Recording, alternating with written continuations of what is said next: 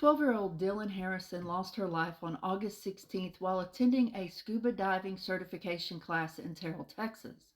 Since Dylan's death, there's been a lot of outrage on the way that the Kaufman County Sheriff's Department has handled this investigation. In this photo, you can see Dylan Harrison getting prepared to make her first dive.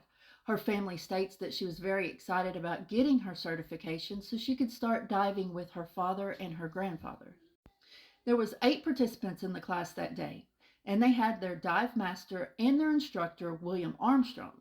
Now, Armstrong is also a Collin County Chief of Police. During the first dive, there was a little bit of confusion with one of the students, and that is when Armstrong brought them all to the surface. But here's where the stories differentiate just a little bit. Armstrong states that he brought the whole class up the proper way on a line, one at a time.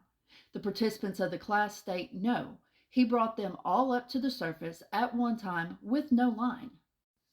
That is when the class made the second dive. They were supposed to go down to a 14-foot platform. Then, when they came to the surface, there was a head count, and Dylan was missing.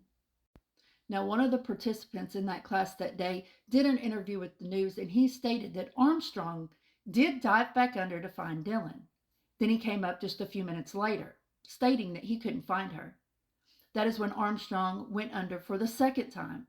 He wasn't down there very long till he came back, and then he got out of the water. Now, according to professionals, dive instructors are the first ones in the water and the last ones out. Witnesses said that Dylan's mother was frantic. Of course she was. And she was yelling, "Why aren't you doing anything? Why aren't you finding my child?"